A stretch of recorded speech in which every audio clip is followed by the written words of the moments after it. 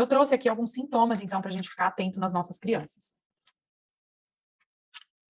E lembra que eu falei? Precisa ter uma lista deles. Ou um deles com alta frequência e alta intensidade, tá?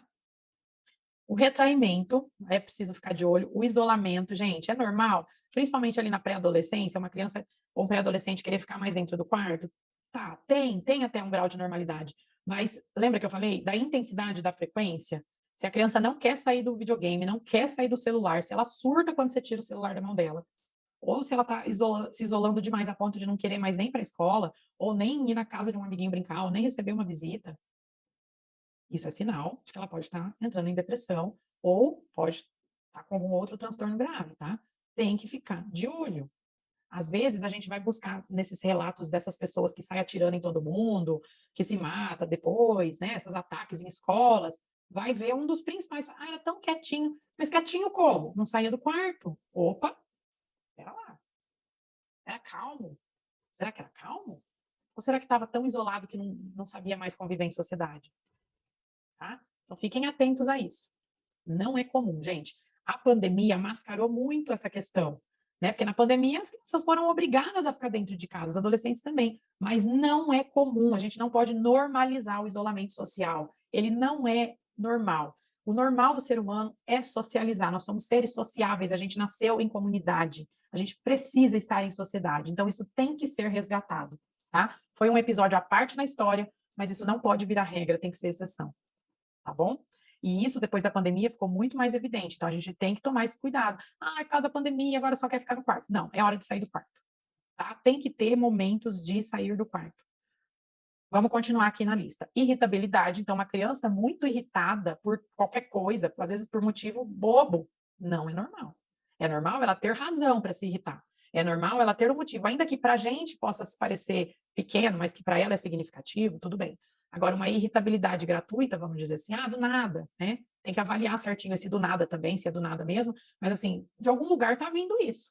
Então, essa irritabilidade pode estar sendo uma válvula de escape de sentimentos que essa criança não está dando conta de lidar. E pode ser um sinal de que ela está ficando depressiva, tá? Diminuição da atividade do interesse, do prazer pelas coisas. Gente, a depressão se caracteriza como uma falta de sentido na vida. É uma falta de motivação e prazer generalizado das coisas. Então, se nada traz prazer para essa criança, se nada diverte essa criança, se ela não tem interesse por nenhuma atividade, ela pode estar em depressão. Queda no rendimento escolar, naturalmente, pelos fatores que a gente já colocou aqui, e pode acontecer dos dois lados. Tanto assim, a criança tem uma dificuldade de aprendizagem, por isso ela vai ficando deprimida, quanto também uma depressão pode provocar uma queda no rendimento escolar dela. Porque se ela não tem motivação, se ela não tem prazer, ela não quer aprender, ela não tem interesse. Então, está relacionado também nessa diminuição do interesse, tá? Vai caindo o rendimento naturalmente da escola. Perda da atenção e da capacidade de se concentrar. Então, ela não consegue prestar atenção, ela não consegue ter foco, ela começa a fazer uma atividade, daqui a pouco ela desvia, daqui a pouco ela está pensando em outra coisa, uma falta mesmo motivacional para tudo. Distúrbios do sono, uma criança que tem muita insônia ou que tem excesso de sono, quer dormir o tempo todo, também pode ser um sinal de depressão, tá? Agitação ou retardo psicomotor, então aquela criança que não para, às vezes acha que é hiperativa, por isso que tem que ser bem avaliado. Às vezes não é uma hiperatividade, às vezes ela é uma ansiedade generalizada, ela não consegue parar, pode estar associada também como um sintoma da depressão. Ou um retardo psicomotor, ela é lenta, ela deixa os objetos cair, ela não tem firmeza na mão, o copo cai, a caneta cai, ela perde a destreza, perde a coordenação, vai perdendo, né, a coordenação motora, a letra vai ficando feia, garrancho, não tem mais capricho, enfim, às vezes por uma questão psicomotora mesmo, não é nem pelo querer fazer caprichado, mas pela não estar conseguindo mais ter destreza. Pode ser sinal de depressão. Perda da energia física, né? Então ela vai ficando apática, ela vai ficando desanimada, ela não quer fazer nada. Automutilação, gente, isso aqui é muito grave, muito grave. Tem sido muito recorrente a queixa de crianças e adolescentes se cortando, se mutilando, escondendo, usando roupa para esconder, não quer que ninguém vê. Mas por quê? Olha só o que a gente escuta no consultório. Que às vezes a dor de se cortar alivia a dor que ela sente dentro dela. Então, é uma forma dela canalizar, dela pôr para fora. É uma válvula de escape daquela dor emocional que está sufocando ela. Pensa bem, gente, a dor de se cortar é melhor, vamos dizer assim, numa balança, a hora que ela põe na balança, se cortar é melhor, alivia mais do que a dor que ela está sentindo dentro dela. Significa que a dor emocional está muito maior do que a dor física, tá? Fique atentos a isso. Olha o corpinho dos seus filhos. Chega perto deles, gente. Olha para sua criança, pega na mão, pega no braço, abraça, perceba, observe, tá? Porque muitas vezes quando os pais percebem isso, a criança já está toda cortada, ela já está com cicatrizes, ela já fez isso várias vezes. E nem sempre ela quer que você veja. Alguns fazem, para chamar a atenção. Gente, mesmo que seja para chamar a atenção, é grave. Tem que ficar de olho, não pode ignorar, achar que é frescura, tá? Porque tem muita criança, muito adolescente, muito adulto que às vezes tenta suicídio, vou pôr bem entre aspas, tá? Para chamar a atenção, que não é isso, mas, e às vezes acaba morrendo de verdade, e daí? Aí ninguém deu bola e a pessoa acaba indo embora, tá? Então tem que dar atenção sim, ainda que seja, para chamar atenção, tá bom, se é para chamar atenção é porque tem coisa, tem que investigar, tá? Outros sintomas, queixas somáticas. Gente, criança com dor de cabeça recorrente, dor de barriga recorrente, dor no corpo recorrente, moleza, tudo dói, dói aqui, dói ali, recorrente. Se não tem nada físico, se você já levou no médico, já revirou essa criança, já fez exame, já foi no dentista, já foi no gastro, já foi no endócrino, já foi no neuro, já foi no pediatra, já foi em todo mundo, ninguém descobre o que essa criança tem, é emocional, tá? Pode ser emocional, né? Não posso afirmar, precisa ser avaliado. Mas assim, fiquem de olho nessas queixas recorrentes. Às vezes é em algum contexto específico, por exemplo, na escola, só tem dor de barriga na escola. Então está acontecendo alguma coisa na escola que está desencadeando essa dor de barriga. Essa dor de barriga é um sentimento, essa dor de cabeça é um sentimento que a criança não sabe expressar. Se isso não for tratado, verificado, avaliado, a criança pode desenvolver uma depressão, tá? Pode estar associado, né? Pode já ser uma válvula de escape de uma depressão, tá? Fobia escolar, então ela começa a não querer ir para a escola de jeito nenhum, ela tem medo da escola, ela acha que vai acontecer alguma coisa na escola, ela não quer ficar na escola, ela começa a ter um monte de dor, um monte de coisa para ir embora, para que liguem para os pais para ela ir embora. Tudo isso é sinal de alerta, não é frescura, tá? Perda ou aumento de peso, então a criança perde o apetite, para de comer, ou ela começa a ficar compulsiva por comida e começa a ganhar peso, tem que ficar de olho. Nenhum extremo é normal, né, gente? Nada que vai de um lado ou do outro com muita rigidez é normal, a gente tem que sempre estar de olho. Cansaço, desculpa, cansaço mesmo com pouca atividade. Criança não fez nada o dia inteiro e está relatando para você que está cansada. Aqui pode ter a ver também com excesso de sono, né? Com a hipersonia que eu falei lá atrás. Então, mas não está fazendo nada? Como assim está cansada? Cansada do quê? Tem que investigar, porque esse cansaço também pode ser sintoma emocional. Aumento da sensibilidade. Fica super sensível, tudo chora, tudo se irrita. Você falou para ela, filha, por favor, cuidado, você derrubou a água. Já chora, já se irrita, tá? Então, cuidado com esses picos de hipersensibilidade. Acontece? Acontece, mas não pode ser frequente nem muito intenso, tá? Pessimismo, criança pessimista, ela acha que nada vai dar certo, ela já vai para um aniversário de um amiguinho achando, não, mas vai estar chato, ninguém vai querer brincar comigo, vai dar tudo errado, eu posso cair, me machucar. Esse pessimismo diante da vida, de forma geral, pode ser um sinal. Enurese e encoprese. O que é isso? Escape de xixi e de cocô. Claro, a gente não está falando aqui do período do desfraude, tá, gente? A gente está falando depois, criança com 4, 5, 6, 7, 10 anos que tem a enurese, ou seja, escapa o xixi ou durante o dia na calça ou dormindo, e a encoprese também, que é o escape do cocô, ou às vezes ela segura o cocô por muitos dias, não consegue fazer, né? Fica 5, 6, uma semana sem fazer cocô. Também pode ser um sinal de depressão, tá? De novo, né? São queixas somáticas. É o estado emocional da criança refletindo no corpo dela.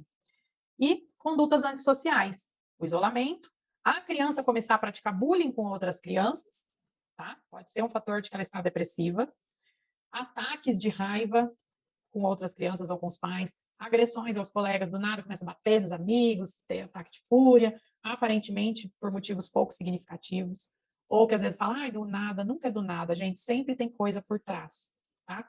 Às vezes a gente não está conseguindo enxergar o que está por trás, mas tem alguma coisa. Eu tenho uma frase que eu sempre falo e repito, e vou falar aqui de novo e repetir, caso você ainda não tenha assistido uma aula que eu falei. Por trás de um mau comportamento, sempre existe um pedido de ajuda. Sempre. Sempre é alguma coisa que a criança está querendo te dizer, que ela não está conseguindo verbalizar de uma forma assertiva, ela faz através de um comportamento inadequado, tá bom? Agora eu vou falar um pouquinho aqui do aspecto mais teórico, tá? Mas de uma forma bem simples que vocês vão entender. Para a psicobiologia, a depressão ela se caracteriza como baixo nível de atividade neurológica em algumas áreas do cérebro, tá? Ok. Essas áreas, dizem esses estudos, são responsáveis pelo prazer, né? Pela nossa sensação de prazer. A maioria dos estudos sobre os marcadores biológicos da depressão tem sido realizado com adultos. Então, esses fatores, tudo que se fala aí da parte neurológica, neuroquímica, a maioria desses estudos são para adultos. E existem evidências sugerindo que o funcionamento desses sistemas não são similares na criança, não são equivalentes. Então, que o funcionamento psíquico, o funcionamento neurológico da criança seria diferente do adulto, tá? Por isso que ainda está em estudo, ainda está em evolução, tá? Essas pesquisas. Eu vou falar agora sobre a psicologia comportamental, então eu não vou entrar muito no âmbito da psicobiologia, da psiquiatria, porque não é a minha área, mas eu vou falar da psicologia comportamental, que é o que eu sei, tá? Então, para a psicologia comportamental, a falta de estímulos reforçadores positivos, o que são estímulos reforçadores positivos, Renata? São recompensas ok para nós, são recompensas que causam sensações agradáveis, que é o que a gente quer, por exemplo, ou o excesso de estímulos punitivos, ou seja, cacetada, né? Vamos usar o português, claro. Cacetadas da vida, e não só da vida, mas das pessoas, né? Então, punições, restrições muito grandes. Isso pode ser tanto em contextos que a gente consegue controlar, como os não controláveis. Por exemplo, um pai que bate é um contexto controlável, está sendo punitivo, tá? Mas a perda de um pai ou a perda de uma mãe, que é um contexto restritivo, que restringe a convivência da criança com aquela pessoa, não é controlável. Então, assim, não é só as pessoas que punem, mas a vida pune também, tá? Então, a falta de reforçadores positivos, de coisas prazerosas na vida daquela pessoa, e o excesso de estímulos punitivos ou de restrições no contexto da pessoa, pode proporcionar o aparecimento do comportamento da depressão, tá? Então, são esses fatores que a psicologia vai avaliar. Qual é o contexto atual? O que está acontecendo no presente, tá? Ela perdeu um familiar, ela perdeu um animalzinho de estimação, ela está sofrendo bullying, o que está acontecendo agora no presente? A gente une isso com a história de vida dessa criança. Então, como foi ou como está sendo construídos os padrões comportamentais dela? Como ela está correspondendo a esse contexto? E também a sensibilidade que ela tem, né? Então, como que essa criança reage ao contexto em que ela vive? O aprendizado comportamental que ela tem, tá? Eu vou dar um exemplo, ó. Uma criança, vamos imaginar uma criança que ela sempre foi muito sozinha. Pouco brinquedo, que ela fala que ela nunca brincou de casinha, que ela nunca brincou de boneca com outras crianças, muito isolada, só saía para visitar parentes. Ou seja, essa é a história de vida dessa criança. Vamos pensar numa criança na pandemia, por exemplo, né? Aí, essa é a história, aí existe um contexto atual. Qual que é o contexto atual? Essa criança vai para a escola, as aulas voltaram. E lá na escola, exige o quê? Que essa criança se relacione, que ela interaja com outras crianças, exige que ela brinque, não é? A forma como a criança vai lidar, então, com essa falta de habilidades que ela tem e a necessidade dela interagir, pode ser ou com resiliência, se essa criança foi ensinada a enfrentar, ou com retraimento e negação, e ela vai evitar, né, esse contato, entende? Então, depende de como que está sendo construído esses padrões. Qual que é o padrão comportamental que a família está ensinando essa criança? Ela a enfrentar as dificuldades, está dando suporte para ela ser resiliente? Não, você não tem habilidade ainda, mas você vai conseguir, eu vou te ajudar. Ou a criança está fortalecendo esse sentimento de isolamento, essa sensação de retraimento, de querer ficar sozinha, falar, ah, não, coitadinha, ai, porque ela está sofrendo. Não, então não precisa ir, não, então eu te tiro da escola, você não precisa passar por isso. Então, como que a criança está fortalecendo ou enfraquecendo como que a família está fortalecendo ou enfraquecendo essa criança, tá bom? Então, isso tudo vai ser avaliado no caso, né? Tem que ser avaliado, levado em conta na hora de verificar por que está sendo instalada uma depressão ou se existe um risco de se instalar uma depressão. Então, assim, essa menina, vamos pensar, que não teve muita oportunidade de brincar, de conversar, de se relacionar. Essa falta de habilidades sociais, né, da criança, que a gente chama, num termo técnico, de repertório comportamental pobre, ou seja, ela não tem muito recurso de habilidades sociais para interagir com as pessoas, pode manter essa situação de afastamento e de isolamento dessa criança, lá nesse contexto escolar. Aí ela vai evitar os amigos novos, ela não vai querer interagir com ninguém, ela não vai querer nem sair de casa, ela não vai querer ir para a escola, tá? Então, é muito importante pensar no papel da família aqui, se eles estão promovendo oportunidades, incentivando essa criança para que ela fique mais habilidosa socialmente, para que ela desenvolva inteligência emocional, ou se eles estão reforçando, como eu falei, esse padrão, né, ajudando a criança a se manter cada vez mais isolada. Então, assim, se é a segunda opção estiver acontecendo aí dentro da sua casa, existe um risco grande da criança desenvolver uma depressão, tá? Fique atento aí ao seu próprio comportamento e ao comportamento dos membros da sua família. Vamos lá, então. Aí, tá, Renata, mas vamos supor que isso está acontecendo. Você identificou que lá na sua casa estão fortalecendo, então, o isolamento dessa criança. Está tudo proporcionando isso, né? Promovendo um isolamento cada vez maior, uma introspecção cada vez maior, não está sendo valorizado as interações sociais dessa criança. Esse comportamento só vai mudar se o ambiente da criança for modificado. Tá? Então, não adianta a criança vir para a terapia se o ambiente da criança não for modificado. Ok? Grava essa frase. Precisa mudar o contexto da criança para que ela se comporte diferente. Isso é para tudo, não é só para depressão. Lembra lá da aula do comportamento humano, como que se forma a personalidade, tá tudo lá, gente. Volta lá para assistir, tá? Então, assim, uma pessoa deprimida, basicamente, do ponto de vista teórico, ela carece de reforçadores. Ou seja, a vida dela está com poucas oportunidades de interação, de desenvolvimento de habilidades, de desenvolvimento de autoconfiança, pouca oportunidade dela elevar sua autoestima, dela se sentir capaz, dela ver sentido na vida. Então, para que ela sinta essas coisas, ela tem que viver nesse contexto, ela tem que viver um mundo que favorece ela desenvolver isso, tá? Aqui eu coloquei, né? A sensibilidade é como que a criança reage ao contexto que ela vive. Então, assim, ó, muitas vezes a criança não está dando conta do contexto dela, de um contexto muito restritivo, muito pobre em oportunidades. E a depressão acaba sendo a válvula de escape. Ao contrário do que se pensa, a criança não é mais forte que o adulto. Eu escuto tanto isso, gente. Por exemplo, morreu um familiar, morreu a mãe, morreu o pai, morreu a avó.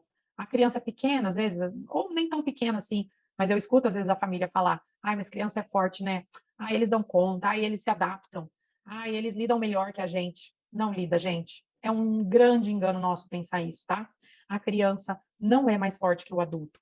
Ela não se adapta com mais facilidade e ela não sofre menos com as adversidades da vida. A diferença é que ela não dá os mesmos sinais que o adulto, mas ela dá outros sinais que demonstram quão difícil está para ela, tá? Então, a gente tem um parâmetro, a gente vê no adulto, o adulto chora, o adulto se lamenta, o adulto, né, demonstra de outras formas o sofrimento. Às vezes a criança não chora, às vezes a criança não se lamenta, às vezes a criança fala que está tudo bem, só que ela está deixando escapar o xixi de madrugada. Ela fala, ah, tá bom, ah, tá tudo bem, tá tudo bem, mas ela está batendo nos amigos sem motivo lá na escola, mas ela está tendo baixa no rendimento escolar, mas ela não consegue prestar atenção na atividade que ela está fazendo, mas ela está dentro do videogame e não quer sair, tá? Então ela está mostrando para o adulto que não está tudo bem, mesmo que ela fale, porque ela não sabe reconhecer ainda. Diferente do adulto que sente e fala, nossa, como eu estou sofrendo, nossa, como dói, nossa, como está difícil. A criança não sabe fazer essa identificação. Se ela não aprender, ela não vai saber nunca, tá? Então precisa ser ensinado para ela. Outra coisa, então, assim, só para fechar essa parte, é importante ajudar a criança a entender o que está acontecendo, oferecer recurso para que ela enfrente as dificuldades, tá? Por exemplo, vamos dar outros exemplos do que pode ser a diversidade na vida de uma criança. Quando ela vive em um ambiente que está ok, tem estímulos, ela tem uma vida legal, tal, tem bastante oportunidade, de repente ela passa por uma situação brusca que é tirado dela essas coisas, a morte de um parente, uma mudança de cidade, uma mudança na condição financeira da família, qualquer outra restrição, uma doença que impede ela de ter uma vida, né, normal. Então, nesse caso, a criança precisa entender o que está acontecendo, entender esse choque que ela levou, entender essa pancada da vida, explicar para ela o que, que houve, por que, que vai ter que mudar, por que, que perdeu o emprego, que agora vai ser difícil, que ela não vai mais poder fazer inglês, balé, futebol, natação, nananã, né? Explicar para ela, às vezes, que está sendo tirado dela uma atividade que ela ama tocar violão, não vai mais ter dinheiro para isso. Tem que explicar e ajudar a criança a superar, ajudar a criança a enfrentar. Como? Eu estou aqui com você, é difícil mesmo, mas vamos pensar juntos em como que a gente pode fazer para lidar com isso. Você quer um abraço? Você quer conversar comigo? Vamos fazer uma caminhada? Vamos ouvir música, gente. Música é super terapêutico para adultos e crianças. Vamos ouvir uma música para a gente se sentir melhor? Vamos cantar uma música para a gente se sentir melhor? Ajuda a criança a ter recursos de enfrentamento. Se é em relação a alguém, vamos conversar com essa pessoa, vamos explicar para ela o que, que você está sentindo, por que, que você está chateada com ela, tá? Então, vamos pegar um exemplo assim, ó, vamos imaginar uma criança que está fazendo um tratamento médico, e esse tratamento impede ela, né, de brincar, ela está restrita ali, está acamada. Mas, assim, será que ela não pode receber bilhetes dos amigos com mensagens de boa recuperação, de força? Será que ela não consegue fazer chamadas de vídeos com as crianças para promover uma interação? Será que não dá para fazer uma brincadeira que ela possa realizar dentro das suas condições? né? Vamos ver aqui nesse quarto quais cores, vamos pensar em objetos que têm a cor amarela, coisas que têm a cor vermelha, sei lá, né? Brincadeiras, coisas lúdicas que vão tirar ela daquele ciclo de pensamento negativo, de sentimento negativo, que pode levar ela a sucumbir numa depressão. Certo? Gente, aqui eu sempre deixo no final da aula uma mensagem importante para vocês. Então, ó, vamos estar atentos ao comportamento dos nossos filhos. Presente na vida deles. Estar presente na vida dos filhos é o primeiro passo para a gente evitar a depressão infantil. Vamos parar com essa vida louca e frenética que a gente vive, vamos buscar um equilíbrio. Não adianta a gente querer ganhar muito dinheiro agora e depois ter que gastar esse dinheiro com tratamento, com psicólogo, com psiquiatra, com isso, com aquilo, correndo risco, às vezes, de perder o nosso filho. Ou porque ele vai embora, vai fugir de casa, vai romper o relacionamento com a gente, ou porque ele vai se matar. Ou ver o nosso filho sofrer lá na vida adulta, nos relacionamentos dele, cair sempre em relacionamento abusivo, não dar certo com ninguém, não conseguir fazer boas amizades, porque não aprendeu, porque não sabe se relacionar. Tá? Ter dificuldade para arrumar um trabalho, ter dificuldade para se realizar na vida, ter dificuldade para ganhar dinheiro, porque não confia em si mesmo, porque não vê sentido na vida, porque não sabe como que pode contribuir com as pessoas, não sabe o bem que ele pode fazer para sua comunidade, não se conhece.